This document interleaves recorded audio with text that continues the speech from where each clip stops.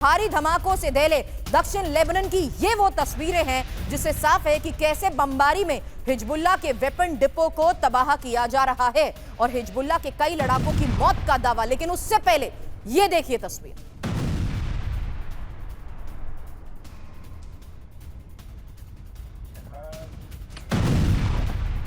IDF के हमलों की एक और वो तस्वीर आपके सामने होगी जिससे नॉर्थ इजराइल पर हिजबुल्लाह के भीषण हमले की रिपोर्ट सामने आ रही है और यहां पर एक बार फिर से रिहायशी इमारतों को टारगेट किया गया। उसके बाद का ये खौफनाक मंजर देखिए। भीषण आग से मचा ये हड़कंप।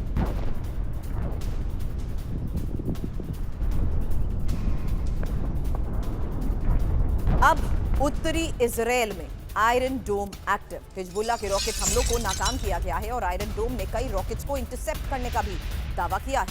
ये देखिए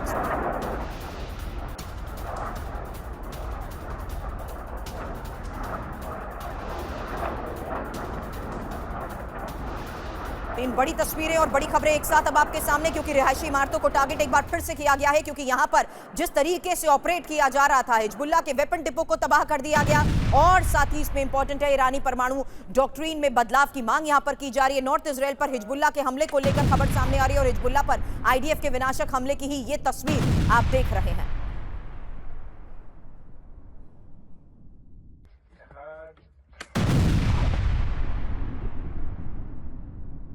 अब जबालिया में आईडीएफ के हाइड आउट पर अटैक की भी तस्वीर सामने आई है और यहां हमास ने इजरायली सैनिकों पर हमले को अंजाम दिया। इजरायली सैनिकों पर आरपीजी से हुए अटैक की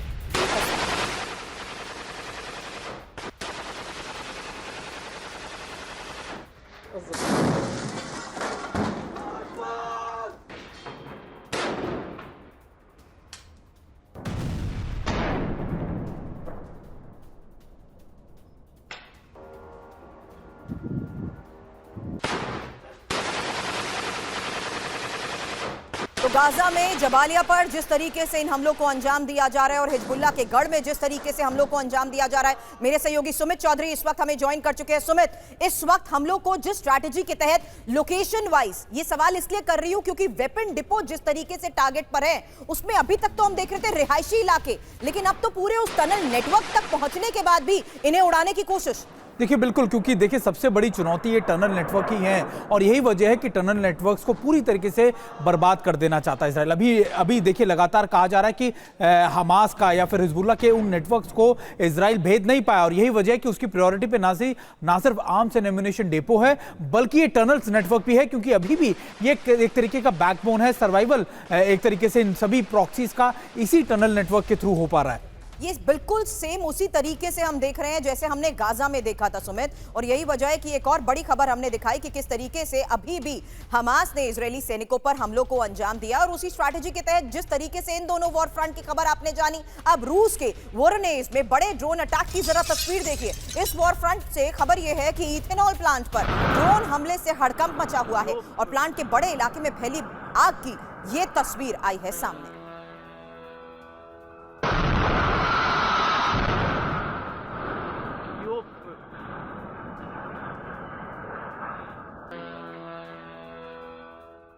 और अब यूक्रेनी सेना पर रूस की भीषण बमबारी को लेकर खबर, जहां यूक्रेन की K2 बटालियन को टारगेट किया गया है और बमबारी में बाल बाल बचा यूक्रेनी आर्मर्ड व्हीकल। ये देखिए तस्वीर।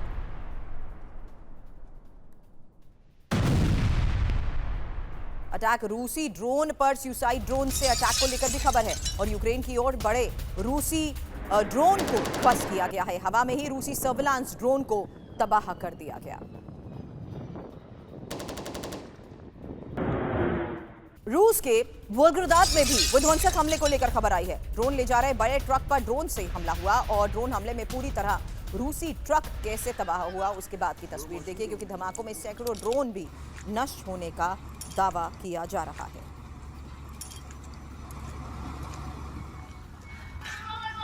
तो इस वॉर फ्रंट पर किस तरीके से अभी भी हमलों को अंजाम दिया जा रहा है, धमाकों में सैकड़ों ड्रोन्स को नष्ट करने का किया गया दावा, उसकी ये तस्वीर आपने देखी जहां ड्रोन हमले में पूरी तरह तबाह हुआ रूसी ट्रक और रूसी ड्रोन पर सुसाइड ड्रोन से अटैक की भी तस्वीर सामने आई है। वहीं यूक्रेनी सेना के ऊपर किए गए विध्वंसक हमलों के बाद यूक्रेन की K2 बटालियन को कैसे टारगेट किया गया उसकी तस्वीर आपके सामने।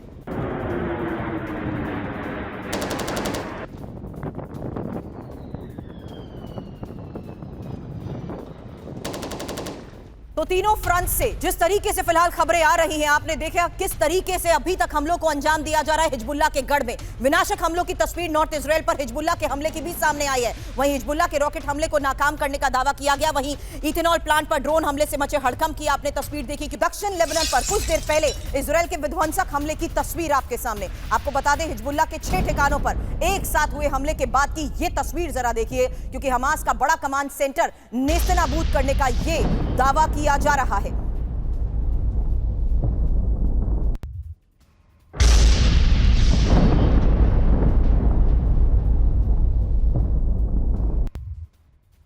लेबनान पर हुए हमले की ये पहली तस्वीर आप देख रहे हैं, क्योंकि अब कमांड सेंटर्स जिस तरीके से टारगेट पर लिए गए हैं, वेपन डिपो जिस तरीके से टारगेट पर लिए गए हैं, अब से थोड़ी देर पहले हुए इन हमलों की वो तस्वीरें हैं जिसके तहत दावा यह किया जा रहा है कि किस तरीके से दक्षिण लेबनान के इस गढ़ को भी तबाह किया जा रहा है। क्योंकि अब इजरायली हमलों से थर्राए साउथ लेबनान की एक और तस्वीर आपके सामने होगी, और ये साउथ लेबनान में रिहायशी इलाके पर हुए हमले की तस्वीर सामने आई है। आपको बता दें, रिहायशी इलाके टारगेट पर इसलिए हैं क्योंकि ये हिजबुल्लाह के सेफ ठिकाने बने हुए हैं, और हमले में तबाह हिजबुल्लाह का बड़ा टनल नेटवर्क, जिसको लेकर मैं सुमित से सवाल कर रही थी, उसी की ये एक और तस्वीर आपके सामने, जहां से ऑपरेट करते हिजबुल्लाह को अब निशाना बनाया जा रहा है। हालांकि अभी तक हमास ने जिस तरीके से इस पूरे टनल नेटवर्क में एक सेफ एग्जिट के जरिए खुद को बचाया, अब हिजबुल्लाह के गढ़ में साउथ लेबनान की ये वो तस्वीरें सामने आ रही है, जहां हिजबुल्लाह के ऊपर लगातार हमलों में अब टारगेट पर न सिर्फ रिहायशी इलाके हैं, बल्कि हिजबुल्लाह का वो पूरा टनल नेटवर्क है जहां से उसे सेफ एस्केप का मौका भी नहीं दिया जा सकता। यही वजह है कि लगातार हो रही इस एयर स्ट्राइक में इन्हें टारगेट किया जा रहा है। वहीं एक और तस्वीर अब आपके सामने होगी, और ये तस्वीर है लेबनान में इजरायली एयर स्ट्राइक की, जहां हिजबुल्लाह के सर्विलांस सेंटर पर अटैक को अंजाम दिया गया, और हमले में हिजबुल्लाह का वेपन डिपो तबाह। ये देखिए तस्वीर।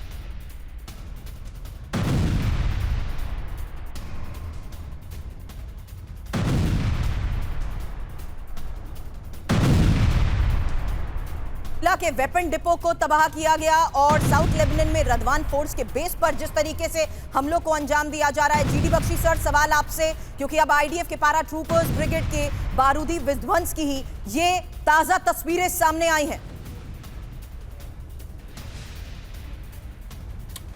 देखिए, साफ जाहिर है कि इजराइल के ऊपर एक लिमिटेड अटैक करके ऑन दी जो उनके एयर डिफेंसेस हैं, एयर डिफेंस सिस्टम, 4 S-300 की बैटरीज, उनका एयर डिफेंस हेडक्वार्टर तेहरान में, उनके रॉकेट और मिसाइल के बनाने के प्लांट्स, इनको IRGC हेडक्वार्टर्स को उसने हिट किया है, और अब वो अपनी तवज्जो वापस ले जा रहा है हिजबुल्लाह के ऊपर, और हिजबुल्लाह की तबाही का जो सिलसिला उसने शुरू किया था, अब लगता है उसको वो अंजाम तक लेकर जाना पड़ता है, उसको जाना चाहता है। ये उकसावा भी है ईरान के लिए कि हाँ, तुम कुछ करो, कुछ कर सकते हो तो करके दिखाओ, ठीक है।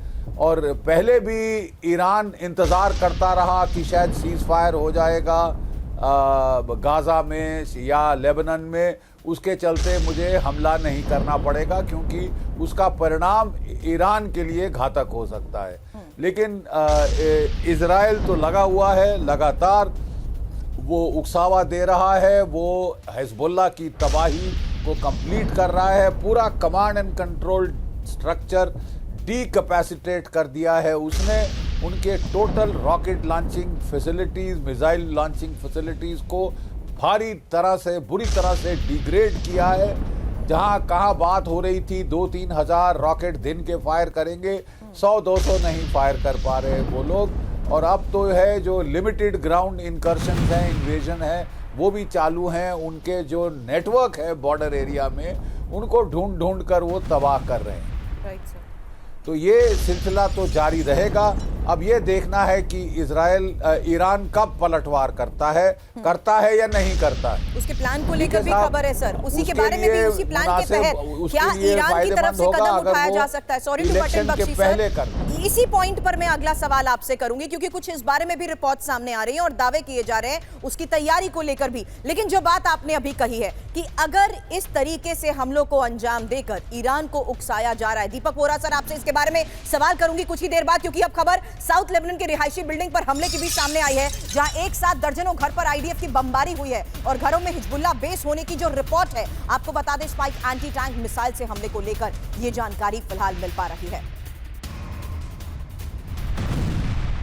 इन तस्वीरों को जरा गौर से देखिए, क्योंकि अब जिस तरीके से हिजबुल्लाह बेस होने की रिपोर्ट की गई है और ये वो घर है जिसे टारगेट किया गया है, एक साथ दर्जनों घर पर आईडीएफ की बमबारी की ही ये तस्वीर आप देख रहे हैं, जहां एक बार फिर से दावा यही किया जा रहा है कि ये एक सेफ ऑपरेटिंग एरिया बने हुए थे, वो एरियाज जहां पर वेपन डिपो थे, वो इलाके जो रिहायशी इलाके तो जरूर है, लेकिन यहां से इन्हें जिस तरीके से हिजबुल्लाह के गढ़ में रहते हुए ऑपरेट किया जा रहा था, इन्हें फिलहाल टारगेट किया जा रहा है।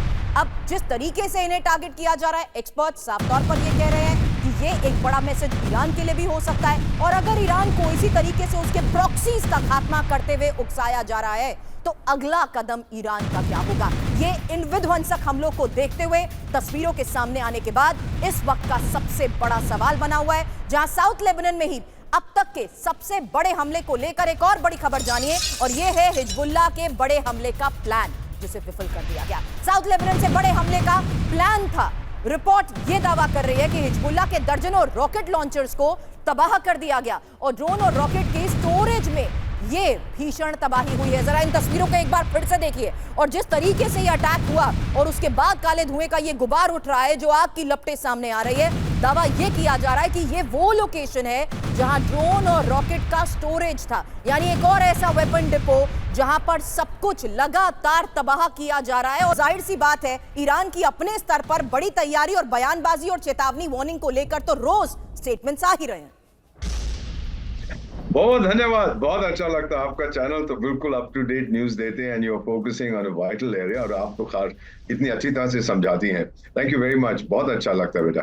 जनरल बख्शी साहब ने तो बिल्कुल स्पष्ट रूप से बता दिया, what can I add, he is outstanding. इतना जरूर कहूंगा, एक सवाल मैं अपने आप से कई बार पूछता हूँ, एक कदम पीछे हट के, कि ईरान को तकलीफ क्या है, क्यों नफरत करता है इजराइल के साथ? आपका कॉमन बॉर्डर नहीं है, आपकी बड़ी दोस्ती होती थी in the 60s and 70s, Tel Aviv से तेहरान और तेहरान से टेल अवीव डायरेक्ट फ्लाइट्स होती थी, आपके लोग वहां नाचने गाने जाते थे, Iranians to Tel Aviv, night clubs में, बार्स में। एकदम से ये क्या हो गया? क्या आप चाहते हैं कि leadership of the Muslim world ये साबित करना चाहते हैं? तो अगर ये एक चीज है, तो इजराइल की स्ट्रेटेजी अभी तक थी कि जो ईरानियन प्रॉक्सीज हैं उनको ठोकेंगे, लेकिन एक टेम्पररी रिवर्सल आया है कि हम जाके सांप के सर को कुछ लेंगे, विच इज ईरान। अभी बख्शी साहब बोले उनके 200, 300, 400, 500 सब खत्म हो गए। मैम, इसका मतलब क्या है कि ईरान की ऑयल फैसिलिटीज डिफेंसलेस हैं अब, ईरान की न्यूक्लियर फैसिलिटीज डिफेंसलेस हैं अब। तो वो बोलते जाएंगे ये करेंगे वो करेंगे, और फिर अब वो उत्साहेंगे इनको, हिजबुल्लाह की जो कुछ तेरे पास बचा है भाई तू कुछ कर, तू मेरी जान बचा। अंग्रेजी में कहावत है, the tail wags the dog. अब वही हो रहा है कि हिजबुल्लाह को कह रहे हैं यार तू जाके कर, मैं तो मारा गया, मैं तो कुछ नहीं कर सकता, मेरा तो सब कुछ खत्म हो गया, आप ही कुछ करो, मैं बयान दूंगा, आप आगे जाके लड़ो। हिजबुल्लाह इस समय कंट्रोल कर रहा है ईरान को। ये काफी इंटरेस्टिंग सिचुएशन डेवलप हो रही है, और इजराइल अब रुकने वाला नहीं है ma'am, they have tested blood. अमेरिकियों ने क्या बोला है ईरान को कि देख भाई तू ठुक गया ना, कोई बात नहीं, अब शांति की बात कर। जिस काइंड, वो अंग्रेजी में कहते हैं एडिंग इंसल्ट टू इंजरी, तमाचा भी मारा और फिर बोला बेटा शांत हो जा। तो आई हैव अ फीलिंग कि अब शांत नहीं होगा, it's going to intensify. Israel और ठोकेगा, हिजबुल्लाह, हमास तो खत्म हो गया, और ठोकता जाएगा और लेबनान बीच में पिस जाएगा। I see this coming very clearly अगले सप्ताह। गलीली और हाइफा और साफिद में हमले की आशंका को देखते हुए फिलहाल ये खबर सामने आ रही है, जहां मेटुला में 1 घंटे में तीसरी बार रॉकेट हमले का ये अलर्ट है, और गलीली में ही रॉकेट हमले के अलर्ट के बाद जो इमरजेंसी है, गलीली में अलर्ट पर सभी इमरजेंसी सेवाएं बताई जा रही हैं। इसको लेकर सुमित एक सवाल आपसे जरूर करूंगी, लेकिन उससे पहले ये जो फिलहाल इस वक्त की स्थिति है, जो लेटेस्ट तस्वीरें हैं, जरा ये देखिए। ये नॉर्थ इजराइल में एयर रेड अलर्ट और सायरन की आवाज सुनते हुए नजर आ रही है। इंफॉर्मेशन अब इसी बारे में आपके सामने। लोकेशंस, ये क्यों इतनी इंपॉर्टेंट लोकेशंस है और इन्हें ही खास तौर पर टारगेट के तहत खबर क्या है सुमित? आपसे सवाल, क्योंकि गलीली, हाइफा, साफिद, रोश हनीकरा, मैटुला, मार्गालियट, नॉर्थ इजराइल के शहरों में एयर रेड अलर्ट को लेकर खबर है, और गलीली में रॉकेट हमले के अलर्ट के बाद की इमरजेंसी, साथ ही गलीली में ही अलर्ट पर सभी इमरजेंसी सेवाएं बताई जा रही है। रोशवनीकरा और आसपास के इलाकों में भी ड्रोन नजर आए हैं। मैटुला में 1 घंटे में तीसरी बार रॉकेट हमले का सायरन। मतलब क्या है? खतरा बहुत स्तर तक अब बढ़ चुका है सुमित, क्योंकि मैटुला के उत्तरी इलाकों में भी कई जगह पर रॉकेट हमले का दावा किया जा रहा है। मार्गलियत में भी हिजबुल्लाह के हमलों की आशंका है। सुमित, देखिए बिल्कुल, अगर आप देखें कि इजराइल ने पिछले कई दिनों में तायरे के इलाके के अंदर साउथ लेबनान का जो पोर्ट सिटी एरिया है, जो हाइफा के बेहद करीब पड़ता है, उसको खाली कराने के आदेश दे दिए। उन्होंने साफ तौर पर वहां के लोगों को कहा है कि आप यहां से बाहर निकल जाइए, और ये बहुत स्ट्रैटेजिक लोकेशन है। मैं आपको बताऊं कि पिछले दिनों जब मैं खुद साउथ लेबनान में था, तो इसके पोर्ट के इलाकों के अंदर खासतौर पर हिजबुल्लाह ने बड़ी बड़ी स्टील की वॉल क्रिएट कर दी थी, ताकि हाइफा के आसपास के इलाकों से या फिर आप साउथ लेबनान के अपनी पोस्ट से लगातार इजराइल उनको देख ना सके। लेकिन अब जब उनको पता है कि इजराइल बड़े हमले कर रहा है तायरे के अंदर, तब उन्होंने लगातार हाइफा हो, अपर गलीली हो या इन इलाकों के अंदर बड़ी एयर स्ट्राइक्स कर दी हैं, या फिर आप कह सकते हैं कि बड़े ड्रोन से अटैक करने की कोशिश की गई है। अभी पिछले, अगर आप देखें, पिछले 24 से 48 घंटे में 90 से ज्यादा बार हिजबुल्लाह ने इन इलाकों को टारगेट किया, और ये इसलिए क्योंकि हिजबुल्लाह चाहता है कि कम से कम उसका रिलेवेंस या फिर उसकी मौजूदगी इन इलाकों में बनी रहे, और इजराइल जो लगातार इन इलाकों को इवैक्यूएट कर कर यहां पर अपनी बढ़त बनाना चाहता है, उसको एक तरीके से रोका जा सके। और यही वजह है कि अब लगातार हिजबुल्लाह भी वहां के रेजिडेंशियल एरियाज में रेजिडेंट्स को कह रहा है कि आप भी यहां से इवैक्यूएट करिए। हालांकि देखिए, हम ये जानते हैं कि इजराइल का अपर हैंड इन इलाकों में बहुत ज्यादा है, और इसी वजह से हिजबुल्लाह अपनी रिलेवेंस बनाने के लिए या फिर अपने, आप कह सकते हैं, डेटरेंस को दिखाने के लिए इन इलाकों में ज्यादा अटैक कर रहा है। स्ट्रैटेजिकल इंपॉर्टेंस देखते हुए पोर्ट सिटी को जिस तरीके से वो टारगेट कर रहा है, सुमित, एक और बड़ी खबर है, क्योंकि अब नॉर्थ इजराइल में ही हिजबुल्लाह के विध्वंसक हमले को लेकर एक खबर सामने आई, जहां पोर्ट सिटी हाइफा में रॉकेट बरसाए गए हैं और हाइफा के पेट्रोकेमिकल प्लांट को टारगेट किया गया है, और भारी धमाके में तबाह पेट्रोकेमिकल प्लांट की ये तस्वीर देखिए, क्योंकि आसपास की दूसरी इमारतों को भी नुकसान का दावा किया जा रहा है।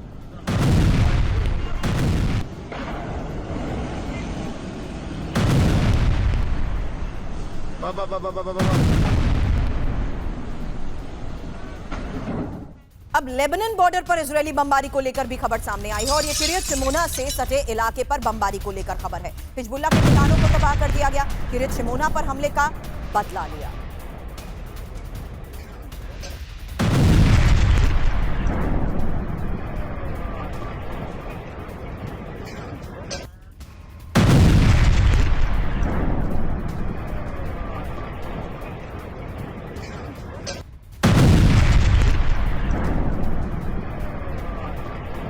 अब नॉर्थ इजराइल में रॉकेट हमलों से दहशत की भी एक तस्वीर सामने आई है, और किरियत शमोना मरगलियत में हिजबुल्लाह का यह हमला है। भारी धमाकों से रिहायशी इलाकों में मचे हड़कंप की जरा ये तस्वीर देखो।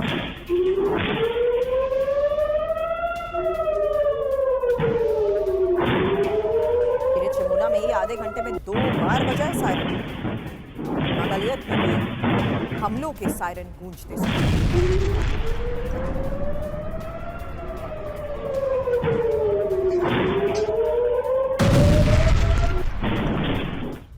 गाजा लेबनान में आईडीएफ को भारी नुकसान को लेकर भी खबर आई। इजरायल के 30 सैनिकों की मौत का दावा किया जा रहा है, और ये एक हफ्ते में 30 आईडीएफ सैनिकों के मारे जाने का दावा किया गया है। मृतकों और घायलों से पटे गाजा से लगे हॉस्पिटल सोर्सेज के हवाले से यह दावा किया जा रहा है। सैन्य सोर्सेज के हवाले से इजरायली मीडिया का यह दावा आखिर है क्या? क्योंकि जिस तरीके से अभी तक हमलों को अंजाम दिया जा रहा है, अब दावा यह किया जा रहा है कि इजरायल के 30 सैनिकों को मौत के घाट उतार दिया गया, और ये एक हफ्ते में 30 आईडीएफ सैनिकों के मारे जाने की खबर सामने आ रही है। हालांकि अब ये जानिए कि लेबनान में आईडीएफ के विध्वंसक ग्राउंड ऑपरेशन को लेकर क्या खबर सामने आई है, क्योंकि ग्राउंड ऑपरेशन जिस तरीके से आईडीएफ की तरफ से चलाए जा रहे हैं, लेबनान में ग्राउंड ऑपरेशन के बाद 24 घंटे में 21 लोगों की मौत का दावा किया जा रहा है। सिडोन में 8, जबकि तायरे में 3 लोगों की मौत की खबर है, और बमबारी में 25 से ज्यादा लोगों के घायल होने की भी खबर सामने आई है। इस बीच यूएन महासचिव एंटोनियो गुतेरेस की तरफ से यह दावा किया जा रहा है।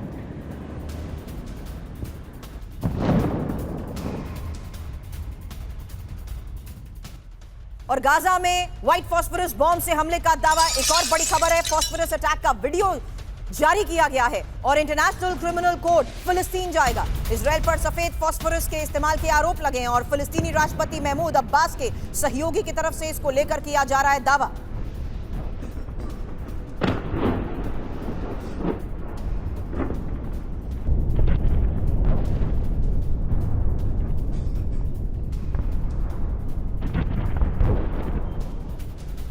गाजा में इजरायली हमलों से लगातार तबाही को लेकर एक और बड़ी खबर, क्योंकि 24 घंटे में 50 से ज्यादा लोगों की जान गई है। उत्तरी गाजा में बमबारी से 46 लोगों की मौत, अल शती कैंप में 11 से ज्यादा लोगों की मौत। यूएन चीफ एंटोनियो गुतेरेस की तरफ से किया जा रहा यह बड़ा दावा आखिर है क्या? क्योंकि गाजा में महा तबाही को लेकर जीडी बख्शी सर सवाल आपसे करूंगी। उससे पहले यह इंफॉर्मेशन, जहां आधे से ज्यादा घर क्षतिग्रस्त या नष्ट बताए जा रहे हैं और 80% कमर्शियल सुविधाओं को तबाह करने का दावा, 87% स्कूल इमारतें नष्ट हो चुकी हैं, 68% सड़क नेटवर्क खत्म हो चुका है, 68% फसल भूमि भी नष्ट हो चुकी है। और सबसे इंपॉर्टेंट बात सर, ये एक वो हकीकत है जिसमें गाजा में हर घंटे 15 लोगों की मौत, गाजा में हर घंटे 42 बॉम्ब गिराए गए हैं और आईडीएफ का ये वॉर के शुरुआती 6 दिनों के आधार पर सर आंकड़ा सामने आ रहा है। और गाजा में ही हर घंटे 12 इमारतें तबाह हुई हैं। गाजा में अब तक 42,924 लोग मारे गए हैं और गाजा में अब तक 1,08,33 लोग घायल हुए हैं। सर, ये WHO सोर्सेस के हवाले से ही दावे किए जा रहे हैं। ये वाकई एक चौंकाने वाली रियलिटी है जो इस फ्रंट का नतीजा अब सामने दुनिया के रखा जा रहा है। नहीं, बेशक देखिए, इजराइल ने बड़ा भीषण पलटवार किया है और अपने दुश्मनों की तबाही की है। एज अ स्ट्रैटेजी वो इंफ्रास्ट्रक्चर को डिस्ट्रॉय करता है ताकि वो आबादी को पनिशमेंट हो जाए जहाँ से के लोग सपोर्ट कर रहे हैं इस प्रकार के हमले को। इजराइल को बेशक हक है पलटवार करने का, लेकिन उसके खिलाफ क्रिटिसिज्म ये आ रही है कि स्ट्राइक्स डिसप्रपोर्शनेट है और कोलैटरल डैमेज बहुत ज़्यादा हो रहा है। But be that as it may, अगर आप हमला करें इजराइल के ऊपर तो फिर आपको तैयार रहना चाहिए।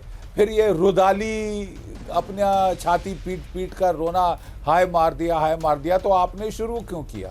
Why did you start it if this was, ये आपका ये कंक्लूजन, ये अंजाम होना था? आपको मालूम है 1 लाख से ज़्यादा लोग इस इलाके में अभी तक मारे जा चुके हैं और मारे जाएंगे, और ख़ासकर अगर एस्केलेशन हो जाती है साहब, फिर तो ऑल बेट्स आर ऑफ।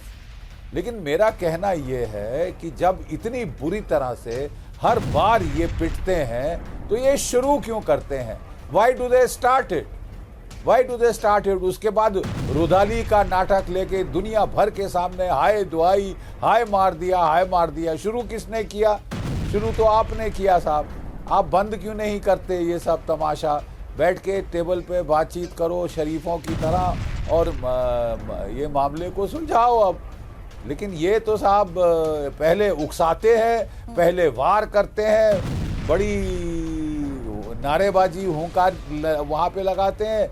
जब पलटवार होता है, मार पड़नी शुरू होती है तो रोना पिटना शुरू साहब, आसमान तक का तो कोई स्कोप यहाँ पर नहीं है। जो रुदाली है, की हमने बात कर ली, हमास की हमने बात कर ली, गाजा में महा तबाही की बात हो गई, तो ट्रिपल एच में अब हुती की बात कर लेते हैं, क्योंकि हमले के लिए तैयार हुती की ड्रोन सबमरीन को लेकर भी एक खबर है सर, और ये कार्या सबमरीन से हमले की तैयारी बताई जा रही है। यमन वॉर मीडिया ने बाकायदा इसका वीडियो जारी किया है और कार्या सबमरीन से शिप पर हमले का ये डेमोन्स्ट्रेशन जरा देखिए।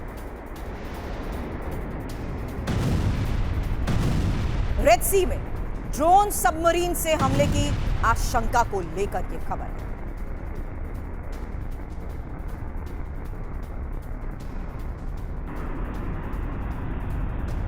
अब सीरिया में अमेरिकी बेस पर हमले को लेकर भी खबर जानिए, क्योंकि सीरिया के अल ताफ बेस में धमाका हुआ है और 24 घंटे में अमेरिकी बेस पर यह दूसरा हमला बताया जा रहा है। ईरान समर्थित गुट पर हमले का आरोप है।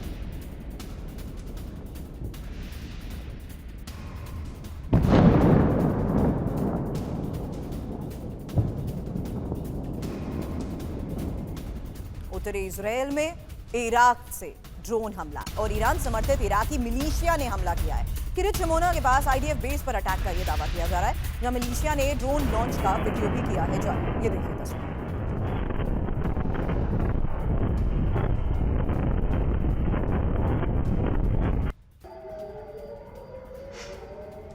ईरान पर हमला, इजराइल की बड़ी गलती, इजराइल को सबक सिखाना होगा।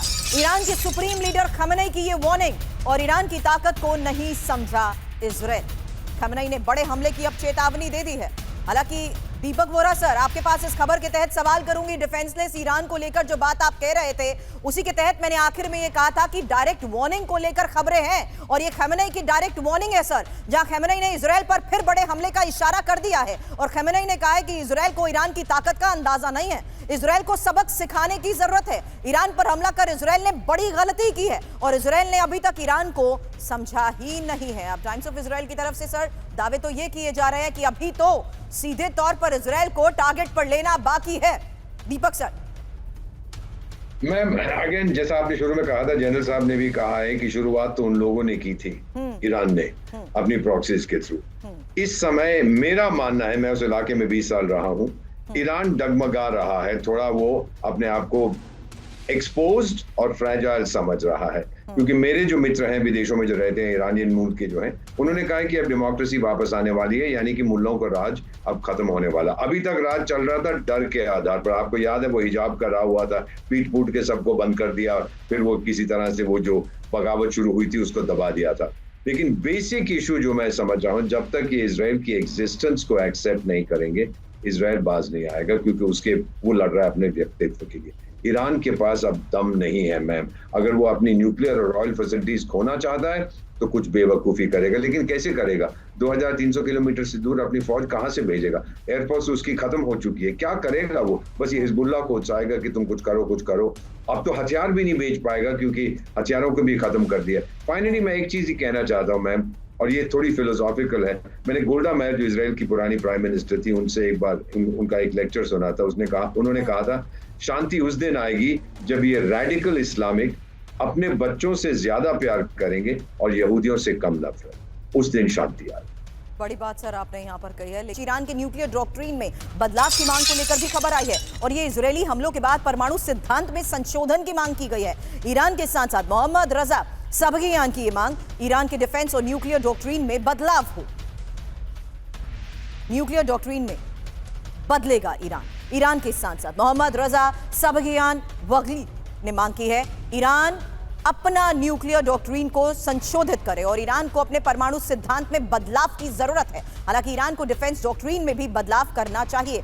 अब बफगी ने न्यूक्लियर वेपन के प्रोडक्शन से फतवा हटाने की यह मांग की है। हालांकि न्यूज में इसको लेकर जिस तरीके से दावे किए जा रहे हैं, आपको बता दें ईरान को क्यों न्यूक्लियर डॉक्ट्रिन की जरूरत है, ये एक बड़ा सवाल इस वक्त, क्योंकि ईरानी संसद में न्यूक्लियर डॉक्ट्रिन बदलने की मांग उठी है। ये मांग उठी क्यों? बड़ा सवाल यही है, क्या ईरान के पास पहले से न्यूक्लियर वेपन है? ये एक और सबसे बड़ा सवाल इस खबर के आधार पर, कि क्या ईरान ने न्यूक्लियर वेपन होने की बात दुनिया से छुपा रखी है, और क्या खमेनेई ने न्यूक्लियर वेपन के प्रोडक्शन से फतवा हटा दिया है? हालांकि जिस लिहाज से इस वक्त ये खबर सामने आ रही है, टाइमिंग बहुत इंपॉर्टेंट है। हालांकि इजराइल को अब IRGC चीफ हुसैन सलामी की धमकी को लेकर भी इस बीच एक इनपुट है, जहां हमले का कड़वा परिणाम भुगतेगा इजराइल, और इजराइल के लिए अकल्पनीय होगा अंजाम। ईरान के आर्मी चीफ से हुसैन सलामी ने यह बात की है, और इजराइल पर बड़े हमले की चेतावनी को लेकर एक और खबर सामने आ रही है। इजराइल पर निर्णायक हमला ईरान करेगा, और इजराइल को ईरान का जवाब मिलकर रहेगा। ईरानी संसद के स्पीकर मोहम्मद बगैर की यह चेतावनी है, ईरान को आत्मरक्षा का पूरा हक है, तो बदला लेकर रहेगा ईरान। शुरुआत में जीडी बख्शी सर, इसी बात को लेकर मैंने आपको रोका था, क्योंकि यही वो खबर है जिसमें अब यह साफ हो गया कि ईरान के 3 बड़े लीडर्स ने इजराइल को यह चेतावनी दे दी है। बख्शी सर, सवाल आपसे करूंगी, क्योंकि यहां पहले जानिए खमेनेई ने कहा इजराइल ने बड़ी भूल की है, ईरान की ताकत नहीं समझे। सलामी कह रहे हैं कि इजराइल को अकल्पनीय अंजाम भुगतना होगा, और गलीबाफ कह रहे हैं कि इजराइल पर निर्णायक हमला ईरान की तरफ से होकर रहेगा। Over to you Bakshi sir. देखिए, हम बात कर रहे हैं शिया मुसलमानों की। अगर आप शियाओं का इतिहास पढ़ें, जब भी कोई कितनी भी अनइक्वल फाइट हो, उन्होंने सुसाइडल लड़ाई करने से कभी वो हिचके नहीं, चाहे उनका बुरी तरह से सर्वनाश हो गया हो, लेकिन वो झिझके नहीं है, वो लड़े हैं। ये शिया इतिहास कहता है।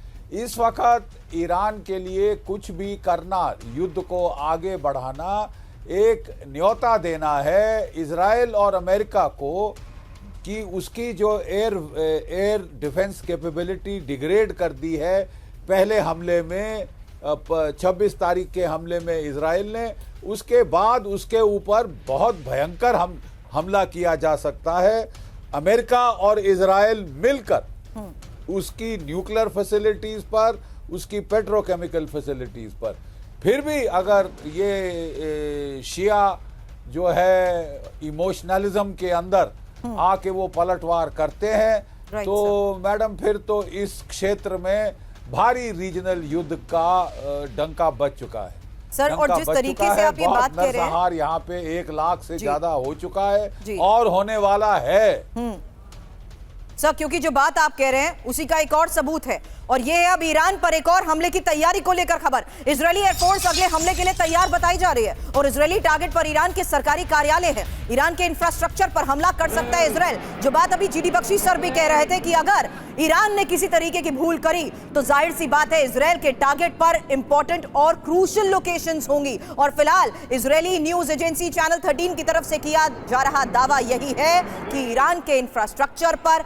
हमला इजरायल कर सकता है। अब इजरायली एयरफोर्स का एक वीडियो अब आपके सामने भी हम रखेंगे, जहां लगातार आ रही खबरों के बीच ये खबर है कि ईरान में हमलों पर नेतन्याहू की तरफ से बड़ा दावा किया जा रहा है और ईरान पर किया सटीक और शक्तिशाली हमला। अभी तक जिस तरीके से हमलों को अंजाम दिया गया है, इजरायल ने हासिल किए हैं अपने टारगेट और ईरान की डिफेंस फैसिलिटी पर हमले को अंजाम दिया गया है। ईरान के मिसाइल ठिकानों को बर्बाद कर दिया गया है। हालांकि ईरान में जिस तरीके से हमलों को अंजाम दिया गया है उसको लेकर खबर यह है कि ईरान में ड्रोन फैक्ट्री पर भीषण हमला किया गया है और बमबारी में तबाह हुआ शमशाबाद यूनिट। हमले से पूरे इलाके में भीषण आग की तस्वीर सामने आई है और ये 26 अक्टूबर को इजरायली हमले का दावा है, जहां सोशल मीडिया पर यह वीडियो लीक हुआ है।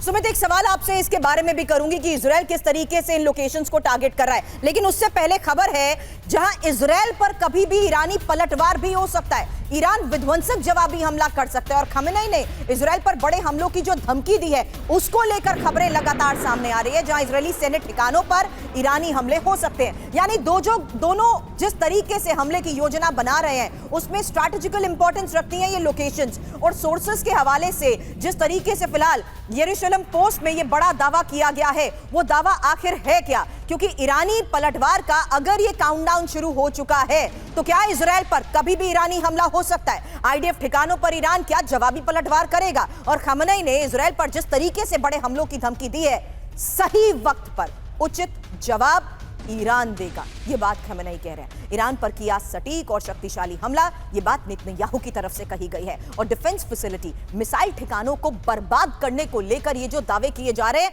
दोनों तरफ से इसको लेकर तैयारी पूरी है। हालांकि इजरायल तो 2 बार बड़े हमलों को अंजाम देते हुए दावा कर रहा है कि वो अपने टारगेट्स को अचीव करने में कामयाब भी रहा। सुमित, देखिए सुरभि, ऐसा लगता है कि इजराइल ने एक नहीं मल्टीपल ऑब्जेक्टिव्स को कंप्लीट किया है इस अटैक के अंदर। पहला ऑब्जेक्टिव था कि लगातार उन मैन्युफैक्चरिंग यूनिट्स को जहां पर मिसाइलें बन रही थी, फतेह 1 का नाम उसमें सबसे ऊपर था, और उसी के अंदर ऑब्जेक्टिव था कि ना सिर्फ आप कह सकते हैं कि मिसाइल मैन्युफैक्चरिंग यूनिट्स को, बल्कि एयर डिफेंस मैकेनिज्म को, S-300 की बैटरी जिसमें ईरान के एयरफोर्स के कई ऑफिसर्स के मारे जाने की बात है, उसको ऑब्जेक्टिव को करना, यहां तक कि उनके एयरपोर्ट के आसपास के जो एयर डिफेंस मैकेनिज्म थे उनको टारगेट करना। दूसरा सबसे बड़ा ऑब्जेक्टिव जो इजराइल ने अचीव किया वो ये था कि उनकी आप कह सकते हैं कि एयरफोर्स ने बिना ईरान के एयर स्पेस में घुसे हुए 100 से ज्यादा एयरक्राफ्ट से लगातार मल्टीपल लोकेशंस को टारगेट किया और ये मैसेज दिया IRGC को कि देखिए हम कभी भी चाहें आपके इलाकों में आकर आपके एसर्ट्स को, आपकी लोकेशंस को, आपकी स्ट्रेटेजिक इंपॉर्टेंट लोकेशंस को टारगेट कर सकते। तीसरा सबसे बड़ा ऑब्जेक्टिव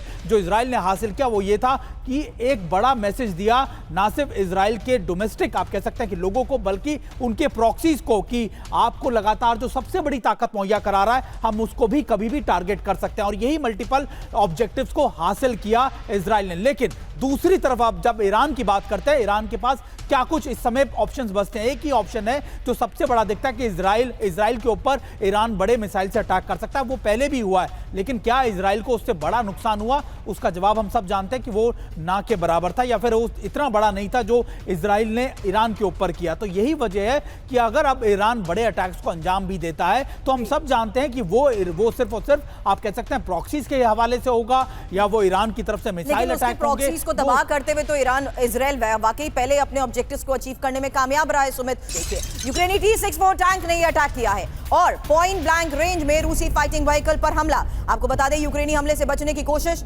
नाकाम साबित हुई।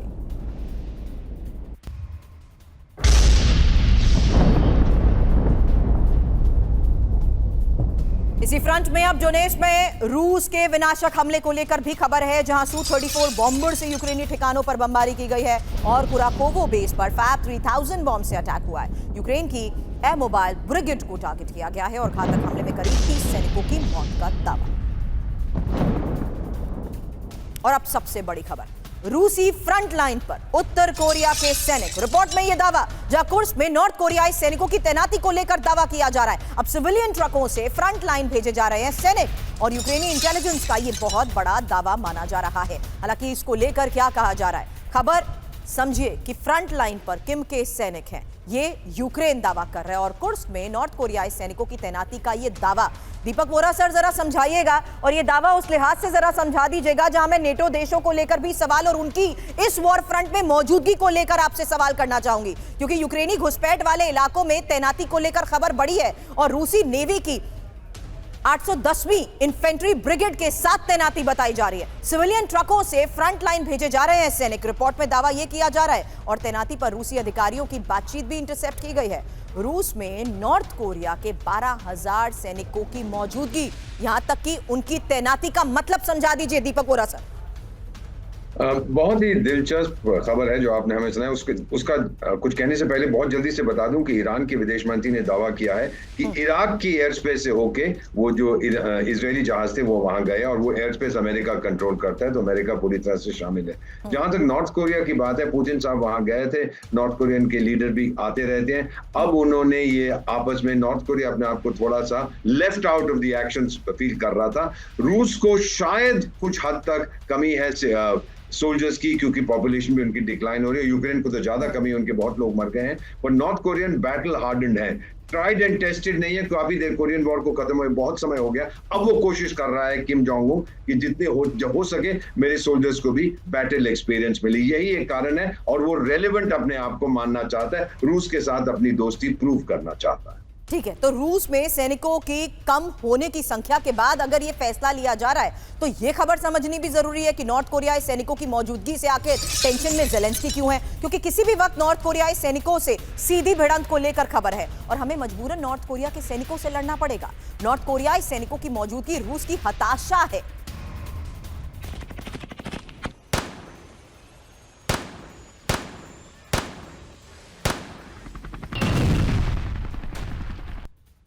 बख्शी सर, अब सैनिकों की मौजूदगी यहां पर रूस में, मेरा सवाल उस लिहाज जी बोलिए सर।